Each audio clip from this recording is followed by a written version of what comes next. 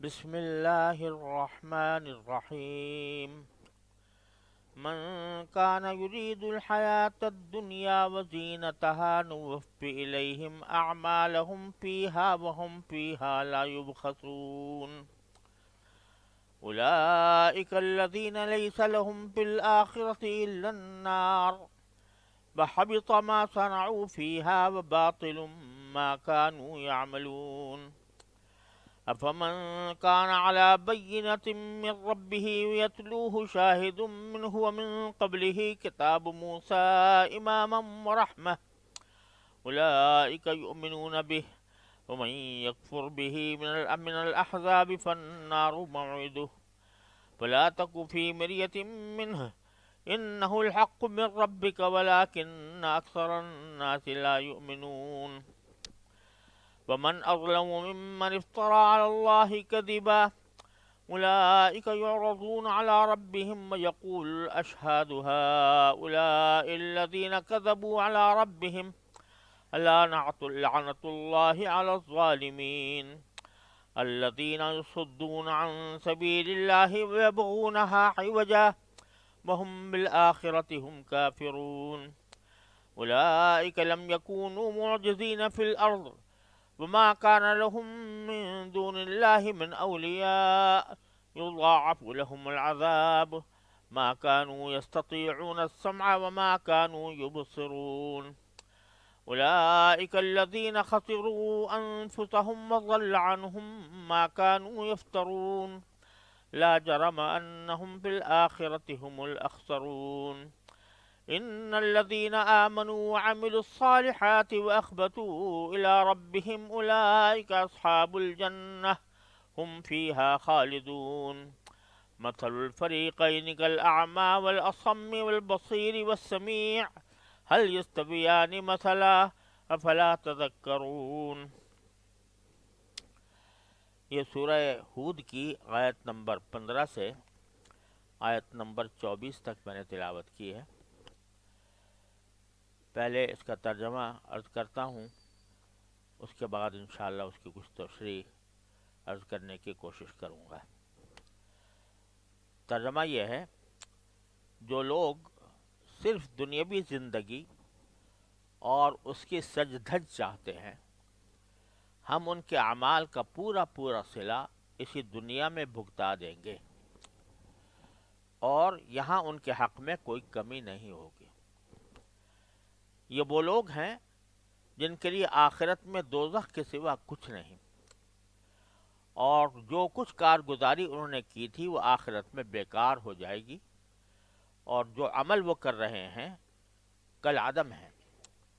بھلا بتاؤ کہ وہ شخص ان کے برابر کیسے ہو سکتا ہے جو اپنے رب کی طرف سے آئی ہوئی روشن ہدایت پر قائم ہو، جس کے پیچھے اس کی حقانیت کا ایک ثبوت تو خود اسی میں آیا ہے، اور اس سے پہلے موسیٰ کی کتاب بھی، جو لوگوں کے لیے قابل اتباع اور باعث رحمت تھی. ایسے لوگ اس قرآن پر ایمان رکھتے ہیں، اور ان گروہوں میں سے جو شخص اس کا انکار کرے تو دوزخ ہی اس کی طے شدہ جگہ ہے. لہذا اس کے بارے میں کچھ ہی شک میں نہ پڑو، یقین رکھو کہ یہ حق ہے جو تمہارے پروردگار کی طرف سے آیا ہے، لیکن اکثر لوگ ایمان نہیں لا رہے. اور اس شخص سے بڑا ظالم کون ہوگا جو اللہ پر جھوٹ باندھے؟ ایسے لوگوں کی ان کے رب کے پاس پیشی ہوگی، اور گواہی دینے والے کہیں گے کہ یہ ہیں وہ لوگ جنہوں نے اپنے پروردگار پر جھوٹی باتیں لگائی تھیں. سب لوگ سن لیں کہ اللہ کی لعنت ہے ان ظالموں پر، جو اللہ کے راستے دوسروں کو روکتے تھے اور اس میں کجی تلاش کرتے تھے، اور آخرت کے تو وہ بالکل ہی منکر تھے. ایسے لوگ روئے زمین پر کہیں بھی اللہ سے بچ کر نہیں نکل سکتے، اور اللہ کے سوا انہیں کوئی یار و مددگار میسر نہیں آ سکتے. ان کو دگنا عذاب دیا جائے گا. یہ حق بات کو نفرت کی وجہ سے نہ سن سکتے تھے اور نہ ان کو حق سجائی دیتا تھا. یہ وہ لوگ ہیں جنہوں نے اپنی جانوں کے لیے گھاٹے کا سودا کر لیا تھا، اور جو معبود انہوں نے گھر رکھے تھے انہیں ان کا کوئی سراغ نہیں ملے گا. لامحالہ یہی لوگ ہیں جو آخرت میں سب سے زیادہ نقصان اٹھانے والے ہیں۔ دوسری طرف جو لوگ ایمان لائے ہیں اور انہوں نے نیک عمل کیے ہیں اور وہ اپنے پروردگار کے آگے جھک کر مطمئن ہو گئے ہیں، تو وہ جنت کے بسنے والے ہیں، وہ ہمیشہ اسی میں رہیں گے۔ ان دو گروہوں کی مثال ایسی ہے جیسے ایک اندھا اور بہرا ہو اور دوسرا دیکھتا بھی ہو سنتا بھی ہو۔ کیا یہ دونوں اپنے حالات میں برابر ہو سکتے ہیں؟ کیا پھر بھی تم عبرت حاصل نہیں کرتے؟ یہ ان آیات کا ترجمہ تھا۔ اس سے پہلے، ان آیات سے پہلے، نبی کریم صلی اللہ علیہ وسلم کی رسالت کے بعد جو لوگ آپ کی رسالت کے منکر ہوئے، ان کی بدعمالیوں کا بیان تھا کہ کس طرح وہ حق کا انکار کر رہے ہیں، اور قرآن کریم کا خاص طور پر یہ چیلنج دیا تھا کہ اگر تم اس کو یہ سمجھتے ہو کہ یہ حضور صلی اللہ علیہ وسلم نے اپنی طرف سے گھڑ لیا ہے تو ایسی جیسی 10 صورتیں بنا لاؤ۔ یہ سب پچھلی آیتوں میں آیا تھا۔ اب یہاں ان آیات میں سب سے پہلے تو رسول اللہ تبارک و تعالی نے کفار کے ایک بہانے کا ذکر کیا ہے۔ وہ یوں کہا کرتے تھے کہ بھئی ہم لوگ تو بڑے نیک لوگ ہیں، ہم تو بہت سے کام خیرات کے کرتے ہیں، لوگوں کی مدد کرتے ہیں، مہمانوں کی میزبانی کرتے ہیں، غریبوں کو کھانا کھلاتے ہیں، حرم کی پاسبانی کرتے ہیں، حرم کے اندر لوگوں کو پانی پلاتے ہیں، حرم کی نگہداشت کرتے ہیں، یہ سارے کام ہم کرتے ہیں، تو پھر ہمیں کیوں کافر کہا جا رہا ہے؟ اور یہ بات ایسی ہے جو بعض اوقات مسلمان لوگ بھی کہتے ہیں کافروں کو دیکھ کر کہ دیکھو یہ کافر لوگ کتنے اچھے کام کر رہے ہیں۔ بہت سے کافر لوگ واقعتاً بہت سخی ہوتے ہیں، بہت لوگوں کی مدد کرتے ہیں، رفاہی کام کرتے ہیں، لوگوں کے ضرورتیں پوری کرتے ہیں، یہ سارے اچھے کام کرتے ہیں۔ اور یہ بھی آپ نے دیکھا کہ بہت سے کافر خوش اخلاق ہوتے ہیں، لوگوں کے ساتھ حسن خلق کا برتاؤ کرتے ہیں، اور بعض اوقات لوگ موازنہ بھی کرنے لگتے ہیں کہ مسلمانوں میں تو یہ صفت ہے نہیں اور کافروں میں ہے۔ تو اس طرح کی باتیں کر کے بعض لوگ یہ کہتے ہیں کہ جو یہ لوگ نیک کام کرنے والے ہیں تو ان کو پھر کیوں عذاب ہوگا اور کیوں ان کو کافر کہا جاتا ہے؟ تو اللہ تبارک و تعالی نے پہلی ان آیات میں اس سوال کا جواب دیا۔ جواب یہ دیا ہے کہ نیک کام وہی ہے جو اللہ تبارک و تعالیٰ کے حکم کو مان کر اللہ تعالیٰ کی رضا کی خاطر کیا جائے، وہ تو ہے نیک کام، اور وہ اللہ تعالیٰ کے ہاں مقبول بھی ہے۔ لیکن اگر کوئی شخص دنیا کے اندر کوئی نیک اچھا کام کر رہا ہے لیکن اس کا مقصد آخرت نہیں ہے، اس کو آخرت پر یقین ہی نہیں، آخرت پر ایمان ہی نہیں، لہذا وہ جو کوئی اچھا کام کر رہا ہے وہ دنیا ہی کے لیے کر رہا ہے۔ مثلا اگر خیرات کر رہا ہے، لوگوں کی مدد کر رہا ہے، تو اکثر و بیشتر ذہن میں یہ بات ہوتی ہے کہ بھئی میں اس عمل کی وجہ سے سخی کہلاؤں گا، دنیا میں میری عزت ہوگی، اور دنیا ہی کے مقاصد اس کے پیش نظر ہوتے ہیں۔ اللہ تبارک و تعالیٰ کا یا تو وہ اقرار ہی نہیں کرتا یا اس کے پیش نظر نہیں ہوتی۔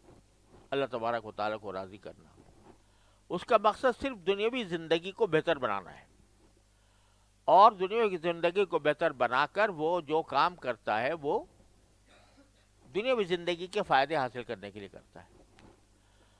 تو اللہ تعالیٰ فرماتے ہیں کہ وہ عمل اللہ تعالیٰ کے ہاں مقبول نہیں جو اللہ کی رضا کے بغیر کیا جائے، رضا کے علاوہ کسی اور مقصد سے کیا جائے، دنیاوی مقصد سے کیا جائے، وہ اللہ تعالیٰ کے ہاں مقبول نہیں۔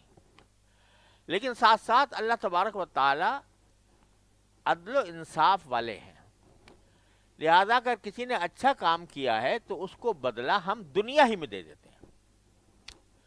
دنیا کے اندر اس کو، دنیا کے لیے کیا تھا، دنیا میں اس کو بدلہ مل گیا۔ ایک شخص تھا، وہ غریبوں کی بہت مدد کرتا تھا یا لوگوں کے کام آتا تھا، تو اس کی اس حیثیت سے شہرت ہو جائے گی لوگوں میں، لوگ اس کو اچھا سمجھیں گے، لوگ اس کو تعریف کریں گے، تو وہ سارے اس کو دنیا کے اندر اس کو اس کا صلہ مل جائے گا۔ یا کوئی شخص جو ہے وہ مثال کے طور پر دولت حاصل کرنے کے لیے کام کر رہا ہے، محنت کرتا ہے، جفا کشی اختیار کرتا ہے، جفا کشی کے ذریعے وہ دولت حاصل کرنا چاہ رہا ہے، دے دیں گے دولت اس کو، دنیا ہی چاہ رہا تھا نا، تو دنیا اس کو مل جائے گی۔ تو یہ دنیا ہم نے دار الاسباب بنایا ہے، لہذا جو شخص بھی محنت کرے گا دنیا کے اندر اس کو ترقی مل جائے گی، دولت بڑھ جائے گی، لوگوں میں شہرت ہو جائے گی، عزت ہو جائے گی، یہ ہو جائے گا۔ لیکن جہاں تک آخرت کا تعلق ہے تو آخرت میں ثواب اسی وقت ملے گا کسی بھی نیک کام کا جب وہ اللہ جل جلالہ کی رضامندی کے لیے کیا گیا ہو۔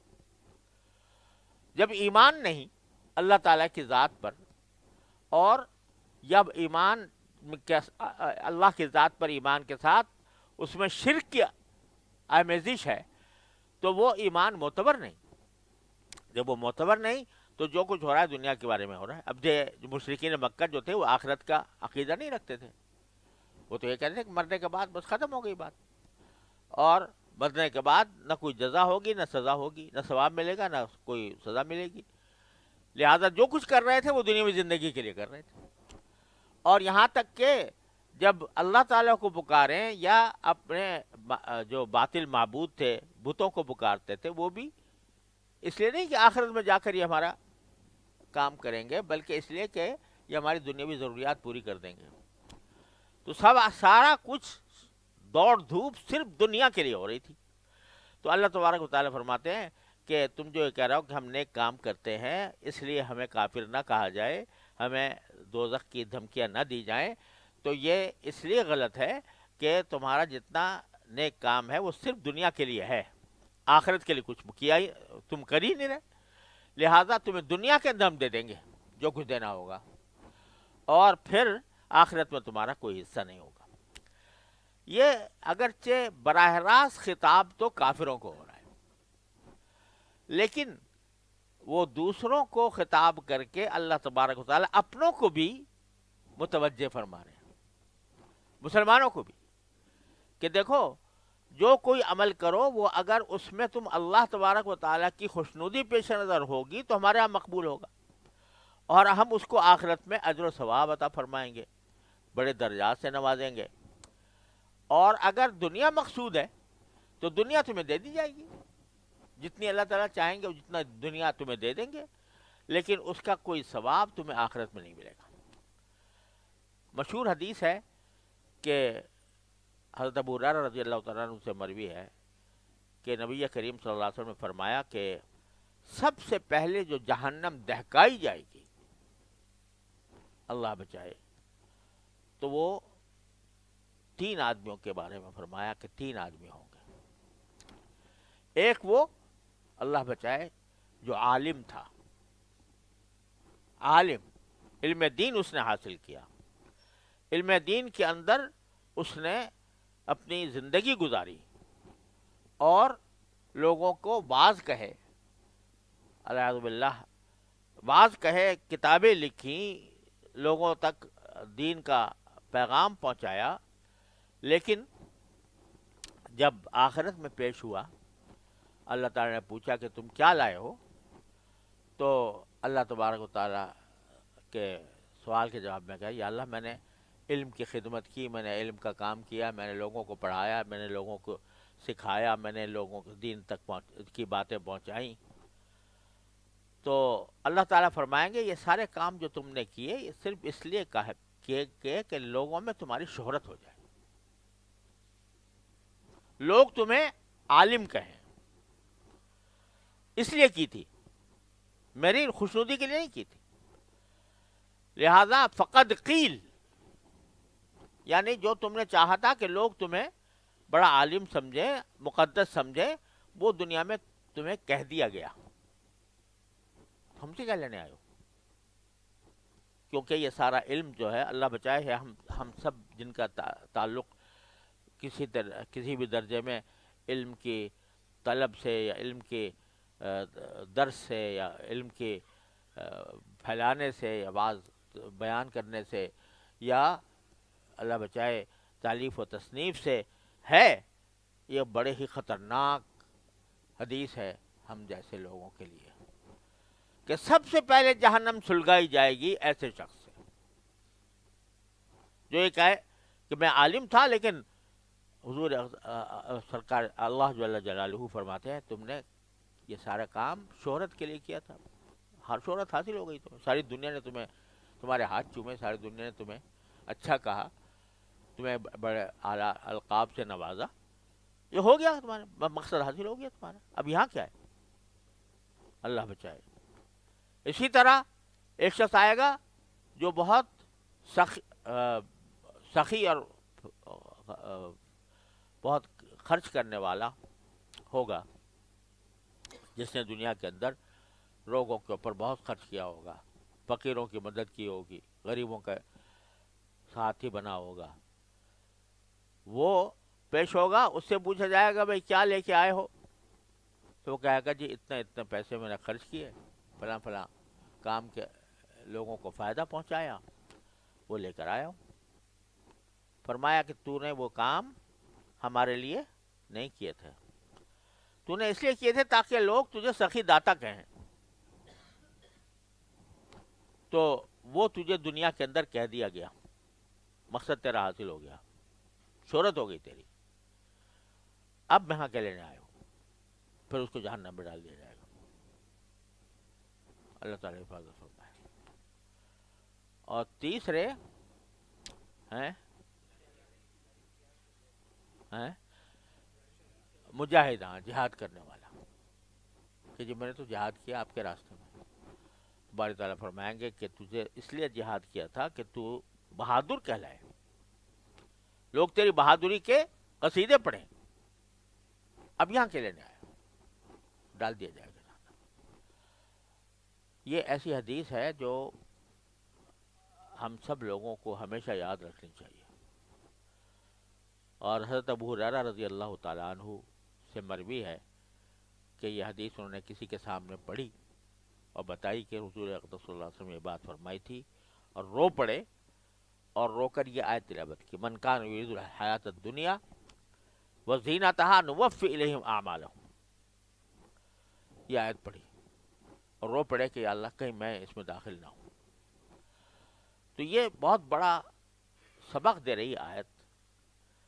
اللہ تعالیٰ اس طریقے سے فرماتے ہیں کہ براہ راست خطاب ہو رہا ہے کافروں کو، اور کہہ رہے ہیں کہ دیکھو ان کا حشر یہ بنے گا. لیکن اس براہ راست خطاب کے اندر جو کہ ساری دنیا کے، ساری قیامت تک رہنے والی ہے نا کتاب، یہ صرف مشرکین مکہ کے لیے تو نہیں تھی نا، قیامت تک آنے والے سب لوگوں کے لیے تھی. لہذا ہم جیسے مسلمانوں کو اس میں اشارہ دیا جا رہا ہے کہ یہ کام کافروں کا ہے، تمہارا ہے نہیں، تمہارا کام یہ ہے نہیں، لیکن اگر کرو گے تو تمہارا بھی انجام ویسے ہی ہوگا. تو اس سے یہ جو نتیجہ نکل رہا ہے وہ ہم سب کے لیے بہت بڑا تعزیانہ ہے کہ دیکھو اپنے اعمال کا جائزہ لے کے دیکھو کہ کون سا کام تم کس مقصد سے کر رہے ہو. اخلاص پیدا کرو، اخلاص پیدا کرو، یعنی جو کام کرو اللہ کے لیے کرو. اللہ کے لیے کرو گے تھوڑا کام بھی کافی ہو جائے گا.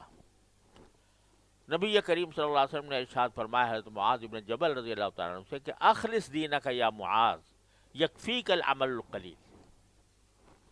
اے معاذ دین میں اخلاص پیدا کر لو، تھوڑا سا عمل بھی کام دے جائے گا تمہیں، تھوڑا سا عمل بھی کام دے جائے گا. اخلاص نہیں تو بڑے بڑے اعمال بیکار ہیں. اب یہ بات ایک ایسا درس عبرت ہے ہم سب کے لیے کہ اب دیکھو، ہم آپس میں ایک دوسرے کو ہدیے بھی دیتے ہیں شادی بیاہ کے موقع پر. ہدیہ دینا بہت بڑے ثواب کا کام ہے. یعنی صرف فقیر کو دینا ہی ثواب کا کام نہیں ہے، کسی مسلمان کو محبت سے، ایمانی محبت کی وجہ سے اس کو دینا، یہ بھی بہت ثواب کا کام ہے.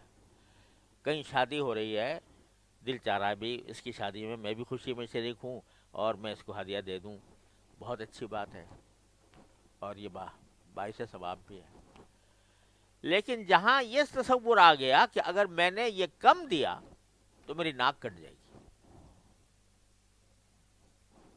یا اگر نہ دیا تو ناک کٹ جائے گی، دل تو نہیں چاہ رہا دینے کو، دل دینے کو نہیں چاہ رہا، لیکن اس لیے دے رہا ہوں کہ اگر میں نے نہ دیا تو یہ میری ناک کٹ جائے گی. معاشرے کے اندر لوگ کیا کہیں گے کہ فلاں کی شادی پر اس نے ایک پیسہ بھی نہیں دیا. بس یہ خیال ڈال دیتا ہے شیطان. تو پیسے بھی خرچ ہوئے اور حاصل کچھ بھی نہیں، آخرت کے لحاظ سے کچھ نہیں. دنیا میں یہ ہو جائے گا کہ ہاں بھائی اس نے فلاں موقع پر اتنے پیسے دیے تھے، یہ تو ہو گیا، لیکن آخرت میں اس کا کوئی ثواب نہیں. اور یہ جو بدلے کا تصور ہوتا ہے کہ فلاں نے میری شادی پر اتنے دیے تھے تو میں اس سے کم نہ دوں، اور اس نے جتنے دیے تھے میں اس سے زیادہ کیوں دوں، وغیرہ وغیرہ. یہ بدلے کا جو تصور ہوتا ہے اس کو قرآن نے ربا کہا ہے. اس کو سورہ روم میں ربا قرار دیا. لیکن یہ تصور کہ فلاں نے میرے ساتھ یہ کیا تو میں اس کے ساتھ یہ کروں گا، یہ پھر اللہ کو راضی کرنے والی بات نہ ہوئی، یہ بندوں کو راضی کرنے کی بات ہوئی، بندوں میں اپنا نام پیدا کرنے کی بات ہوئی. لہذا دنیا میں تو اس کا فائدہ یہ مل جائے گا کہ تمہاری اچھے نیک نامی حاصل ہو جائے گی، لیکن آخرت میں ثواب نہیں ملے گا. تو یہ بہت بڑا زبردست عبرت انگیز سبق ہے جو آیت کریمہ دے رہی ہے. چنانچہ فرمایا من کان یرید الحیات الدنیا، جو شخص صرف دنیاوی زندگی چاہتا ہے، یریدو ارادہ نہیں بلکہ یریدو، جس کے اندر مطلب یہ ہے کہ یہ ارادہ بس مستقل یہی ہے. ارادہ ہوتا تو ایک مرتبہ ہو جاتا، لیکن یریدو کا مطلب یہ ہے کہ مستقل اس کا دل میں ہمیشہ جو تصور ہے وہ دنیاوی زندگی کا ہے، وزینتہا، اور اس کی سج دھج کا، دنیا کی زینت کا، کہ یہ زینت مجھے مل جائے. تو نوفی الیہم اعمالہم فیہا، تو ہم ان کے اعمال کا پورا صلہ اسی دنیا میں بھگتا دیں گے. وہم فیہا لا یبخسون، اور یہ جو دنیا میں صلہ ملے گا اس میں ان کے حق میں کوئی کمی نہیں کی جائے گی. یعنی جتنا ہم مناسب سمجھتے ہیں کہ ان کو دنیا کے اندر جتنا اس کا صلہ دیا جائے اتنا ہم پورا دیں گے اور اس میں کوئی کمی نہیں کریں گے. وہ چاہ رہا تھا کہ میری عزت ہو تو ہم جتنی عزت مناسب سمجھیں گے اس کے عمل کے مقابلے میں اتنی عزت اس کو دے دیں گے. اس کی تفصیل آئی ہے سورہ بنی اسرائیل میں.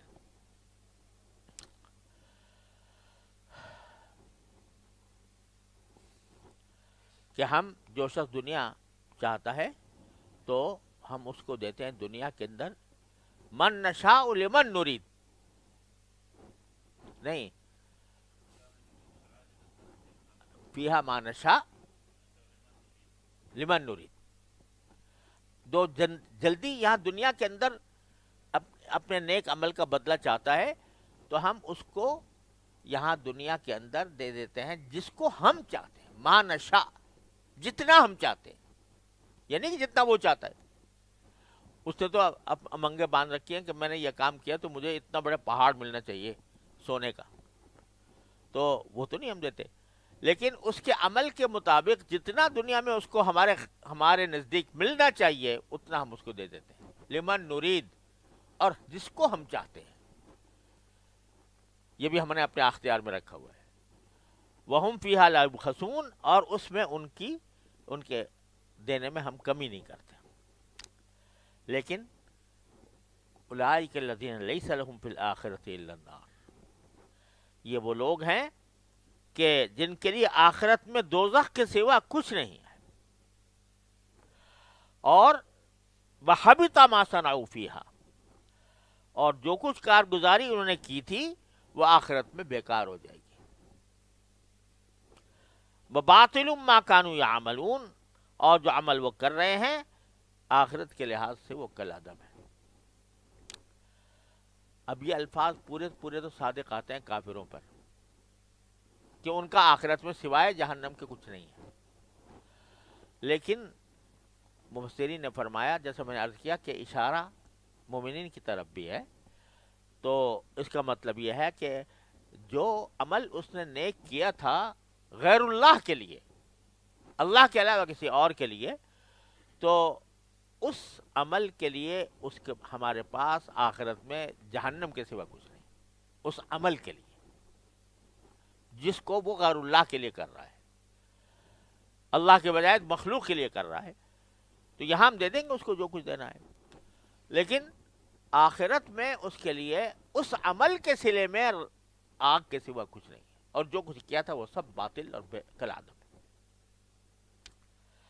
یہ ساری تفصیل اللہ تعالیٰ نے بیان فرما دی کہ کافر لوگ جو اچھے عمل کرتے ہیں تو ان کا صلہ ہم دنیا ہی کے اندر دے دیتے ہیں، لہذا ان کے اس قال کا جواب ہو گیا جو یہ کہتے تھے کہ ہم تو اچھے کام بھی کرتے ہیں، لہذا ہمیں کافر کیوں کہا جا رہا ہے۔ آج بھی یہ کہتے لوگ تھکتے نہیں ہیں بکثرت، خاص طور پر یہ دیکھ کر کہ مغربی اقوام میں بہت سے اچھی باتیں بھی ہیں، تو اچھی باتیں جو ہیں ان کی وجہ سے بعض لوگ یہ سمجھتے ہیں کہ بھائی ہم مومن ہونے کے باوجود وہ اچھے کام ہمارے اندر نہیں ہیں، اور وہ کافر ہونے کے باوجود اچھے کام کر رہے ہیں، تو خیر تعریف کرنے میں تو کوئی حرج نہیں ہے کہ بھائی وہ کام اچھا ہے، لیکن اللہ تعالیٰ کی سنت یہ ہے اس آیت کریمہ کے مطابق کہ اس دنیا کو اللہ تعالیٰ نے دار الاسباب بنایا ہے، تو لہٰذا اس میں جو شخص محنت کرے گا اور دیانتداری سے کام کرے گا اس کو صلہ یہاں پر ملے گا اس کو۔ لہٰذا حضرت والد ماجد قدس اللہ تعالیٰ سرہ فرمایا کرتے تھے کہ باطل میں تو ابھرنے کا دم ہی نہیں ہے، باطل میں ابھرنے کا دم، ان الباطل کان زہوقا، باطل تو مٹنے کے لیے آیا ہے۔ اگر کسی باطل قوم کو تم دیکھو کہ ترقی کر رہی ہے تو سمجھو کوئی حق چیز اس کے ساتھ لگی جس نے اس کو اوپر اٹھا دیا۔ حق چیز کیا ہے؟ محنت، اور محنت کر کے جو اپنے دنیا کے مقاصد میں محنت کر کے کامیابی حاصل کرنا، تو یہ محنت کرنا اللہ تعالیٰ دنیا کے اندر اسباب کے درجے میں بنایا ہے۔ جو محنت کرے گا اور جان لگا کر کسی کام دنیاوی مقصد کو حاصل کرنا چاہے گا، اللہ تعالیٰ کرا دیں گے اس کو چاند پہ بھی پہنچا دیں گے، اس کو مریخ پر بھی کمندیں ڈالنے دیں گے، کیونکہ محنت کر رہا ہے۔ تو دنیا کے لیے، دنیا کے اندر اس کو یہ بات حاصل ہو جائے گی جس کے لیے وہ کیا ہے۔ لیکن جہاں تک آخرت کا تعلق ہے وہ ایمان کے بغیر ممکن نہیں، ایمان کے بغیر ممکن نہیں۔ دیکھو اگر انسان کے پاس اگر ایک سے زیادہ نوکر ہوں اور ایک نوکر ہے جو پکا وفادار ہے، اگرچہ کام کرنے میں سست ہے، اور دوسرے جو ہیں وہ بڑے چست اور چالاک ہیں کام کرنے میں، لیکن وفاداری مشکوک ہے ان کی، یا پتا ہے کہ یہ وفادار نہیں ہے، یہ دغا دے جائیں گے کسی کو، تو بتاؤ کس کو ترجیح دو گے؟ سست والے کو جو وفادار ہے، یا اس چست کو جو کسی بھی وقت تمہیں دھوکہ دے کے غائب ہو سکتا ہے؟ تو وفاداری جو ہے یہ بڑی بڑی عظیم وصف ہے. تو جب ہم اپنی دنیا کے اندر معمولی ملازموں کے ساتھ یہ برتاؤ کرتے ہیں تو وہ خالق کائنات، جسے کائنات ساری تمہارے لیے پیدا کی، سارے سورج، چاند، دریا، پہاڑ، ہوائیں، سب تمہارے لیے پیدا کی، تمہارے فائدے کے لیے پیدا کی، اور تم اسے وفاداری نہ کرو، اور جو کام کرو بس اپنے دنیاوی زندگی کے لیے کرو، تو بے شک کرو گے دنیا کے اندر تم کو چڑھا دیں گے. لیکن وفاداری جو ہے وہ چونکہ نہیں ہے، اس لیے آخرت میں کوئی تمہارا حصہ نہیں. وَحَبِطَ مَا صَنَعُوا فِيهَا وَبَاطِلٌ مَا كَانُوا يَعْمَلُونَ. اب آگے فرماتے ہیں باری تعالیٰ کہ ایک طرف تو یہ لوگ ہیں جو اپنی چھوٹی چھوٹی نیکیوں کے بدلے میں چاہتے ہیں کہ ہمیں آخرت میں اللہ تعالیٰ سرفراز فرمائے. دوسری طرف جو ہمارے وفادار ہیں، اب ان کا ذکر ہے. افمن کان علی بینۃ من ربہ، جو شخص اپنے پروردگار کی طرف سے روشن ہدایت پر قائم ہو، روشن ہدایت پر قائم ہو، وہ روشن ہدایت جو اس کے پروردگار کی طرف سے آئی ہے، یعنی قرآن، جو اس پر قائم ہے، وہ کیسے برابر ہو سکتا ہے اس کے جو ساری زندگی صرف دنیا کے خاطر گزار رہا ہے؟ تو جو اپنے پروردگار کی طرف سے روشن ہدایت پر قائم ہے، وہ یتلوہ شاہد منہ، اور وہ ایسا ہے کہ اس کے پیچھے اس کی حقانیت کا ایک ثبوت خود اسی میں موجود ہے. یعنی قرآن ہے نا بینہ، یعنی روشن ہدایت قرآن ہے، اور اس قرآن کی حقانیت کی گواہی خود قرآن کے اندر موجود ہے. کیا موجود ہے؟ جو پیچھے گزری آیات میں، کہ اگر کسی کو یہ خیال ہو کہ یہ کسی نے گھڑ کے بنا دی ہیں تو لے آئے اپنے سارے لاؤ لشکر لگا کے 10 صورتیں بنا لے، اور بعد میں فرمایا تھا کہ 1 صورت بنا لے. تو یہ شاہد خود اس قرآن کے اندر موجود ہے، اس کا اعجاز جو موجود ہے قرآن کریم، یتلوہ شاہد منہ. اور ایک طرف تو خود قرآن میں اس کا گواہ موجود ہے، ومن قبلہ کتاب موسیٰ، اور اس سے پہلے موسیٰ علیہ السلام کی کتاب میں اس کی گواہی موجود ہے. یعنی موسیٰ علیہ السلام پر جو تورات نازل ہوئی تھی اس میں ہم نے پیشن گوئی کر دی تھی کہ نبی آخر الزمان صلی اللہ علیہ وسلم تشریف لائیں گے اور ان پر کلام نازل ہوگا، اور وہ آخری کلام ہوگا ہمارا. یہ بات ہم موسیٰ علیہ السلام کی کتاب یعنی تورات کے اندر کہہ چکے تھے. اور وہ کتاب کیسی تھی کہ اماماً، وہ کتاب جو تھی وہ لوگوں کے لیے قابل اتباع تھی، جیسے امام قابل اتباع ہوتا ہے، اور رحمت تھی ان کے لیے. اس میں ہم نے پہلے ہی بتا دیا تھا کہ ایک نبی آخر الزمان صلی اللہ علیہ وسلم تشریف لانے والے ہیں، تو وہ کتاب بھی گواہی دے رہی ہے اس قرآن کی حقانیت کی. قرآن کی حقانیت کی ایک کا ایک گواہ خود قرآن میں موجود ہے، یعنی اس کا اعجاز، اور ایک گواہی اس سے پہلی کتاب میں موجود ہے جو موسیٰ علیہ السلام پر نازل ہوئی تھی.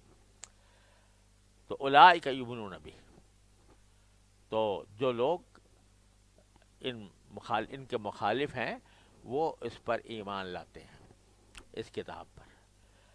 ومن یکفر بہ من الاحزاب، اور ان گروہوں میں سے جو بھی اس کا انکار کرے قرآن کریم کا، چاہے وہ مشرک ہو مکے کا، یا یہودی ہو یا نصرانی ہو. من الاحزاب یعنی بہت سارے گروہ ہیں، اور اس زمانے میں گروہ یہ 3 خاص طور پر تھے، یعنی ایک مشرکین مکہ، ایک یہودی، ایک نصرانی. ان میں سے کوئی جب ان کا انکار کرے گا فالنار موعدہ، تو دوزخ ہی اس کی طے شدہ جگہ ہے. موعد ہے اس کا. موعد کہتے ہیں وہ جگہ جس کا وعدہ کیا گیا ہو کسی سے کہ بھئی تمہیں وہاں پہنچایا جائے گا. تو اس کی طے شدہ جگہ دوزخ ہے. فلا تک فی مریۃ منہ، لہذا تو اس قرآن کے بارے میں کسی شک میں نہ رہنا. انہ الحق من ربک، یقین رکھو کہ یہ حق ہے جو تمہارے پروردگار کی طرف سے آیا ہے. ولکن اکثر الناس لا یؤمنون، لیکن اکثر لوگ اس پر ایمان نہیں لا رہے. یعنی نبی کریم صلی اللہ علیہ وسلم کی ابتدائی حیات طیبہ میں جو اس وقت اکثریت تھی وہ اس پر ایمان نہیں لا رہی تھی، اگرچہ بعد میں الحمدللہ جزیرہ عرب میں پورا اسلام پھیل گیا تھا، لیکن پھر بھی دنیا کے دوسرے خطوں میں یہودی بھی تھے، نصرانی بھی تھے اور مشرک بت پرست بھی تھے. لہذا مجموعی اعتبار سے، دنیا کی مجموعی آبادی کے اعتبار سے اکثر لوگ ایمان نہیں لا رہے. اور اب آگے یہ فرمایا کہ یہ لوگ اپنی نیکی کے اعمال گنواتے ہیں کہ ہم نے فلاں فلاں نیک کام کیے تھے، لیکن ان کاموں کے مقابلے میں ان کی حالت یہ دیکھو کہ انہوں نے اپنی طرف سے جھوٹے معبود بنا کر گھر رکھے ہیں. کیا گھر رکھے ہیں؟ کہ بتوں کے نام پر کچھ دیوتا بنا رہے ہوئے ہیں. یہ لات ہے، یہ عزا ہے، یہ ہبل ہے، اور ان کو یہ سمجھا ہوا ہے کہ یہ اللہ کے سامنے، اللہ کے حضور ہماری سفارش کرنے والے ہیں، لہذا ہمیں انہیں کو پوجنا چاہیے. یہ کہاں سے ان کو دماغ میں آ گئی یہ بات؟ بھائی کوئی یا تو عقلی دلیل ہو یا نقلی دلیل ہو، وہ کوئی ہے نہیں، تو جھوٹ گھڑ لیا انہوں نے، ان دیوتاؤں کو جھوٹ گھڑ لیا ہے. تو من اظلم ممن افترى علی اللہ کذبا، تو اس شخص سے بڑا ظالم کون ہوگا جو اللہ پر جھوٹ باندھے. اللہ پر جھوٹ یہ باندھا کہ اللہ نے ان کو اختیارات دے رکھے ہیں، رزق یہ دیتے ہیں اور بارشیں برساتے ہیں وغیرہ وغیرہ. اولئک یعرضون علی ربہم، ایسے لوگ لوگوں کی ان کے پروردگار کے پاس پیشی ہوگی آخرت میں. وَيَقُولُ الْأَشْهَادُ، اور گواہ کہیں گے کہ ہؤلاء الذین کذبوا علی ربہم، یہ ہیں وہ لوگ جنہوں نے اپنے پروردگار پر جھوٹ باندھا تھا. گواہ کہیں گے. گواہ کون؟ ایک تو وہ ملائکہ جو ان کے اعمال سب لکھتے ہیں، ایک انبیاء کرام علیہم السلام جن سے پوچھا جائے گا کہ بھئی آپ کو جن لوگوں کے پاس بھیجا گیا تھا انہوں نے کیا عمل کیا، تو انبیاء گواہی دیں گے کہ انہوں نے ہماری بات نہیں مانی تھی. اور آخر میں جب یہ انکار کر چکیں گے تو خود ان کے ہاتھ پاؤں گواہی دیں گے. اللہ تعالیٰ ہاتھ پاؤں کو بولنے کی طاقت عطا فرما دیں گے اور وہ گواہی دیں گے. تو یہ سارے اشہاد میں داخل ہیں. اشہاد جمع ہے شہید کی، اور شہید کہتے ہیں کسی ایسے شخص کو جو کسی واقعے کو دیکھنے والا ہو اور پھر اس کی گواہی دے. تو یہ سارے اشہاد یہ گواہی دیں گے کہ انہوں نے اپنے پروردگار کے اوپر جھوٹ بولا تھا. الا لعنۃ اللہ علی الظالمین، اچھی طرح سن لو کہ اللہ کی لعنت ہے ایسے ظالموں پر. الذین یصدون عن سبیل اللہ، ایک طرف تو وہ خود اللہ پر جھوٹ باندھتے ہیں، اور دوسری طرف جو لوگ ہدایت کے راستے پر جانا چاہتے ہیں ان کے راستے میں رکاوٹیں ڈالتے ہیں. الذین یصدون عن سبیل اللہ، جو اللہ کی راہ سے لوگوں کو روکتے ہیں. اور یبغونہا عوجا، اور اللہ تعالیٰ کے راستے میں ٹیڑھ پیدا کرتے ہیں. ٹیڑھ پیدا کرنے کے معنی یہ ہے کہ ایک تو ہوتا ہے آدمی کا خود ٹیڑھا ہونا، ایک یہ ہے کہ وہ ایسے دلائل گھڑ کر لاتا ہے کہ جو سیدھے راستے کے بجائے ٹیڑھے راستے پر لے جانے والے ہوں. تو یہ لوگوں کو سب سے پہلے تو روکتے ہیں. آپ نے دیکھا مکی زندگی کے اندر جو بھی ایمان لا رہا تھا اس کو بہت زیادہ اذیت کا نشانہ بنایا جا رہا تھا. کوئی آنے نہ پائے نبی کریم صلی اللہ علیہ وسلم کے پاس، راستے سے روک رہے تھے. اور اگر کسی کے دل میں کچھ خیال آتا تھا تو اس کو الٹی سیدھی پٹیاں پڑھاتے تھے کہ ان کے پاس نہ جانا، یہ جادوگر ہیں، یہ فلانے ہیں، لہذا یبغونہا عوجا. تو یہ ٹیڑھ کی تلاش کرتے ہیں.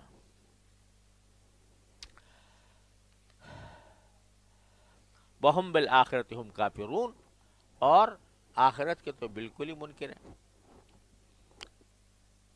ایسے لوگوں کا انجام آخر کار پھر یہ کہ ان پر عذاب آئے گا اللہ تعالیٰ کی طرف سے آخرت میں، اور اس عذاب کو کوئی روک نہیں سکے گا. اولئک لم یکونوا معجزین فی الارض، یہ ایسے لوگ ہیں کہ یہ کبھی بھی اللہ تعالیٰ کو بے بس نہیں کر سکتے، بچ کر نہیں نکل سکتے. یعنی دنیا کے اندر بھی ان کے اوپر عذاب اللہ تعالیٰ ڈالے گا، جیسے کہ بعد میں ان کے بڑے بڑے سردار قتل ہوئے تو یہ بچ کے نہیں جا سکتے زمین کے اندر. اور وما کان لہم من دون اللہ من اولیاء، آخرت میں جب جائیں گے تو اللہ کے مرضی کے خلاف کوئی ان کا یار و مددگار نہیں ہوگا. اس کا نتیجہ یہ ہوگا کہ یضاعف لہم العذاب، ان کے لیے عذاب دگنا کیا جائے گا. دگنا کرنے کے معنی یہ کہ ایک تو خود گمراہ ہونے کا، اور دوسرے جو کہا گیا تھا کہ اللہ کے راستے دوسروں کو روکتے ہیں اور ٹیڑھ نکالتے ہیں، اس کا ڈبل عذاب ہوگا. ما کانوا یستطیعون السمع وما کانوا یبصرون، اور یہ زندگی میں جب تھے تو ان کے اندر سننے کی صلاحیت ہی نہیں رہی تھی اور دیکھنے کی صلاحیت نہیں رہی تھی. یعنی مراد یہ ہے کہ سننا وہ کارگر ہوتا ہے جس کو آدمی قبول کرے، حق بات اگر سنے تو اس کو قبول کرے. اور جو آدمی اس کان سے سنے دوسرے کان سے اڑا دے تو وہ گویا سنا ہی نہیں اس نے. تو یہ صحیح معنی میں سننے کے قابل نہیں تھے اور صحیح معنی میں دیکھنے کے قابل نہیں تھے. ما کانوا یبصرون اولئک الذین خسروا انفسهم، یہ ہیں وہ لوگ جنہوں نے اپنی جانوں کو خسارے میں ڈال دیا. وضل عنہم ما کانوا یفترون، اور جو معبود انہوں نے گھر رکھے تھے ان کا انہیں کوئی سراغ نہیں ملے گا. جن کو یہ کہتے تھے کہ یہ اللہ کے یہاں ہمارے سفارشی ہوں گے. لا جرم انہم فی الآخرۃ ھم الاخسرون. اس ساری گفتگو کا حاصل یہ ہے کہ لا محالہ آخرت میں یہی ہوں گے جو زیادہ خسارہ اٹھانے والے ہوں گے. اس کے برخلاف ان الذین آمنوا وعملوا الصالحات، اللہ تعالیٰ دونوں رخ دکھاتے ہیں ہر جگہ کہ ان کا حال تو یہ ہے. لیکن وہ لوگ جو ایمان لائے اور انہوں نے نیک عمل کیے، اور ایک عجیب لفظ استعمال فرمایا ہے وَأَخْبَتُوا إِلَىٰ رَبِّهِمْ. ترجمہ کرنا اس کا مشکل ہے. اخبات کا جو لفظ ہے اس کے اندر ایک تو رجوع شامل ہے، کسی کی طرف رجوع کرنا، عاجزی کے ساتھ رجوع کرنا، اور اس کے آگے بالکل اپنے سر تسلیم خم کر دینا، اپنے آپ کو اس کے آگے بالکل جھکا دینا. یہ سارے مفہوم اس میں داخل ہیں اخبار میں. تو ایک لفظ میں ترجمہ تو مشکل ہے. میں نے اس کا ترجمہ یہ کیا کہ جو اپنے پروردگار کے آگے جھک کر مطمئن ہو گئے. اخبات میں جھکنا بھی داخل ہے اس مفہوم میں، اور اطمینان بھی داخل ہے کہ جو اپنے پروردگار کے آگے جھک کر، یعنی ہر وقت اس سے تعلق قائم رکھ کر، اس سے دعائیں مانگ کر، اس کا شکر ادا کر کے، اس کا ذکر کر کے، وہ اللہ ان کے دل میں بس گیا ہے. اور اللہ تبارک و تعالیٰ کے دل میں بسنے کے بعد ان کا سارا وجود اس اللہ کے آگے جھک کر رہ گیا. یہ ہے اخبار. کئی جگہ چند جگہ استعمال کیا قرآن کریم نے لفظ. بشر المخبتین ایک جگہ فرمایا، اخبات کرنے والوں کو خوشخبری سنا دو. تو یہ ایسی کیفیت ہے جو الفاظ میں بیان کرنا مشکل ہے. اور حاصل کیسے ہوتی ہے یہ کیفیت؟ وہ اچھی صحبت سے، کسی اللہ والے کی صحبت سے حاصل ہوتی ہے. جس اللہ والے کا دل اللہ سے جڑا ہوا ہو، اس طرح جڑا ہوا ہو کہ ہر دم ہر آن اس کا دھیان اللہ تعالیٰ کی طرف رہتا ہو، جب اس کے ساتھ آدمی رہتا ہے تو پھر یہ اخبات بھی نصیب ہوتا ہے. ہمارے حضرت حکیم الامت قدس اللہ تعالیٰ سرہ کے بارے میں میرے شیخ حضرت عارفی قدس اللہ علیہ وسلم فرماتے تھے کہ یہ کبھی کبھی یہ فرما دیتے تھے، منہ سے نکل جاتا تھا ان کی یہ بات، کہ اب تو کچھ ایسی کیفیت ہو گئی ہے کہ جیسے اللہ تعالیٰ فرما رہے ہیں اب یہ کر لو، اب یہ کر لو، اب یہ کر لو. اللہ تعالیٰ کی طرف سے گویا یہ اتنی بے قریب قرب ہو گیا ہے کہ خود ایسا لگتا ہے کہ اللہ تعالیٰ یوں کہہ رہے ہیں کہ یہ کر لو، یہ کر لو. تو صبح سے لے کر شام تک کی جو آدمی کی حرکت و سکنات ہیں، ان حرکات و سکنات کا رخ اللہ تعالیٰ کی طرف مڑ جائے، یہ ایک بات ہے. اللہ تبارک و تعالیٰ ہم سب کو عطا فرما دے.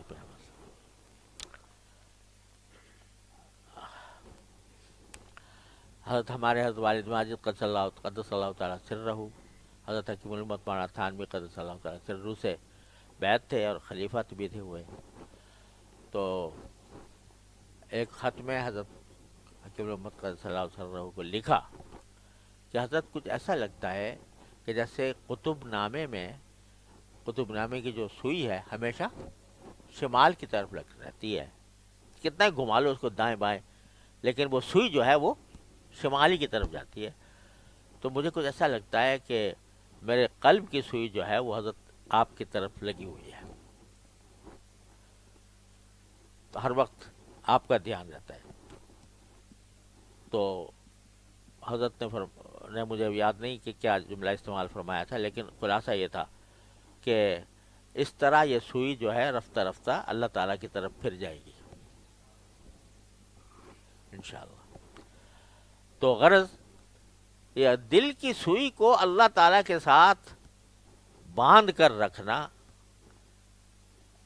کہ ہر وقت آدمی کا دھیان رہے اللہ تبارک و تعالیٰ، میں یہ کام کر رہا ہوں، اس میں کتنی نعمتیں ہیں، اس کام کے اندر اللہ نے مجھے کس طرح توفیق دی ہے، اس میں کیا فائدہ ہے، کیا فائدے پہنچائے ہیں اللہ تبارک و تعالیٰ نے. تو یہ مشق سے ہو جاتا ہے. جتنا انسان اپنی زندگی میں باری تعالیٰ کی نعمتوں پر غور کرے گا، کرتا نہیں انسان، لیکن اگر کرے، میری آنکھ دیکھو، میری ناک دیکھو، میرے کان دیکھو، میرے ہاتھ دیکھو، میرے پاؤں دیکھو، میرے چلنے پھرنے کی طاقت دیکھو، میرے بولنے کی طاقت دیکھو، اور یہ کہاں سے آ رہی ہے اس کا دھیان رکھے آدمی. تو یہ فضول جو خیالات ادھر ادھر کے پڑے رہتے ہیں نا دماغ میں ہر وقت، اس سے نجات پا کر اس طرف دھیان آدمی کا جب لگ جاتا ہے تو پھر واقعی سوئی اللہ کی طرف ہو جاتی ہے، اللہ تبارک و تعالیٰ کی طرف ہو جاتی ہے. اللہ تعالیٰ ہم سب کو عطا فرما دے برابر. تو وہ پھر کہاں بھی ہو انسان، کس حالت میں بھی ہو، اس کا دھیان اسی طرف رہتا ہے. اللہ اکبر، مجھے تیری جستجو ہو، میرے دل میں تو ہی تو ہو، یعنی دھیان ہر وقت اس طرف رہے. ایک بتا والی بات فرماتے ہیں کہ ایک مرتبہ حضرت مفتی محمد حسن صاحب رحمۃ اللہ علیہ، جو حضرت کے بڑے اجل خلفاء میں سے تھے، ان کا مدرسہ تھا امرتسر میں، جامعہ اشرفیہ جو اب لاہور میں ہے، پہلے امرتسر میں تھا. تو وہاں انہوں نے ایک مرتبہ دعوت دی اتفاق سے، اس وقت والد صاحب بھی تھے ازمانہ. مقصود صاحب بھی تھے، حضرت خواجہ عزیز الحسن مجذوب رحمۃ اللہ علیہ بھی تھے، جو شاعر بھی تھے، حضرت کے خلیفہ بھی تھے. تو وہاں دعوت کا انتظام کیا تھا انہوں نے. دعوت بڑی اچھی دعوت تھی. اس کے بعد آموں کی دعوت، آم کے کھلائے گئے، اور آموں کے اوپر حضرت خواجہ عزیز الحسن مجذوب رحمۃ اللہ علیہ نے نظمیں بھی کہہ کے سنائی. وہ شاعر آدمی تھے، تو آم کی تعریف میں یا اس کے اوپر انہوں نے نظمیں بھی سنائی. کافی دیر اس طرح آپس میں دوستانہ ماحول میں وہ دعوت ہوتی رہی. آم بھی چوستے رہے اور ساتھ باتیں بھی ہوتی رہیں. جب کافی دیر گزر گئی تو حضرت خواجہ صاحب نے پوچھا. حضرت مفتی محمد حسن صاحب رحمۃ اللہ علیہ تھے، حضرت والد صاحب تھے، شاید حضرت مولانا خیر محمد صاحب بھی تھے، واللہ عالم.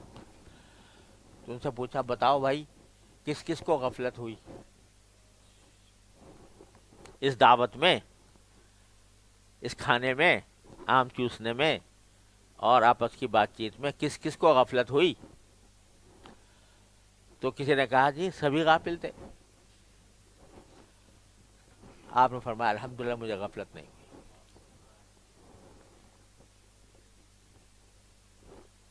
تو یہ چیز صحبت سے حاصل ہوتی ہے اور مشق سے حاصل ہوتی ہے، فکر سے حاصل ہوتی ہے کہ یہ پیدا ہو جائے اخبات بخبتو الی ربی، اللہ تعالیٰ کی طرف جھک کر مطمئن ہو گیا کہ اب جو کچھ ہوگا وہی جانے گا.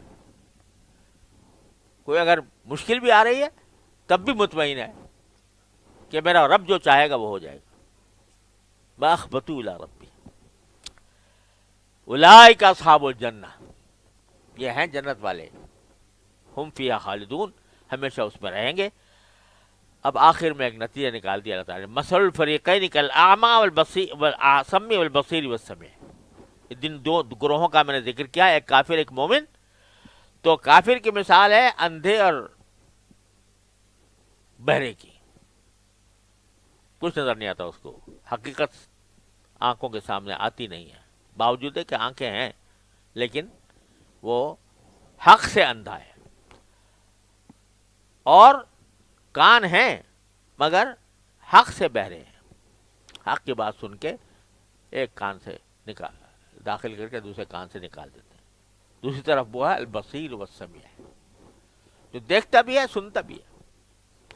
دیکھتا ہے یعنی قبول حق کی نیت سے دیکھتا ہے اور قبول حق کی نیت سے سنتا ہے، تو دونوں برابر نہیں ہو سکتے. حل یستویان مسئلہ، کیا یہ دونوں اپنی حالت میں برابر ہو سکتے ہیں؟ ظاہر ہے کہ نہیں. افلا تذکرون، تو پھر کیا تم عبرت حاصل نہیں کرتے؟ مطلب کان اور آنکھیں کھلی رکھو، کان اور آنکھیں کھلی رکھو، اللہ تبارک و تعالیٰ کی قدرت کے مظاہر کو دیکھ کر اس سے اللہ تعالیٰ تک پہنچو، اور جو حق کی بات قرآن اور حدیث کے ذریعے آ رہی ہے اس کے لیے کان کھلے رکھو، اس کو قبول کر کے اس پر عمل کرو.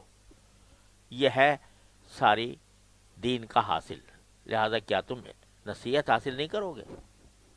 یہاں پر ختم کیا اللہ تعالیٰ نے اس کو. اور آگے پھر مختلف انبیاء کرام علیہ الصلوۃ والسلام کے واقعات اس کی تائید میں ذکر فرمائے ہیں. وہ انشاءاللہ تعالیٰ اگلے دروس کے اندر آئیں گے. ان کے واقعات کی جس انداز سے اللہ تبارک و تعالیٰ نے اس سورہ ہود میں جس فصاحت و بلاغت کے ساتھ، جس تاثیر کے ساتھ یہاں پر وہ بیان فرمائے ہیں، وہ بڑے عجیب چیز ہے. اللہ تبارک و تعالیٰ ان کو صحیح طریقے سے پڑھنے اور سمجھنے کی توفیق عطا فرمائے. وصلی اللہ تعالیٰ علی خیر خلقہ سیدنا محمد.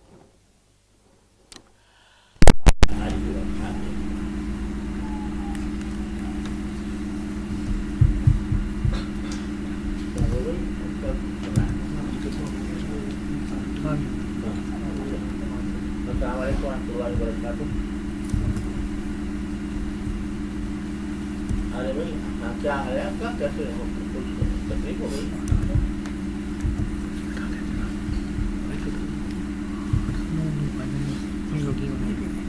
اچھا تو کیا دکھایا تھا کسی دل کے ڈاکٹر سے؟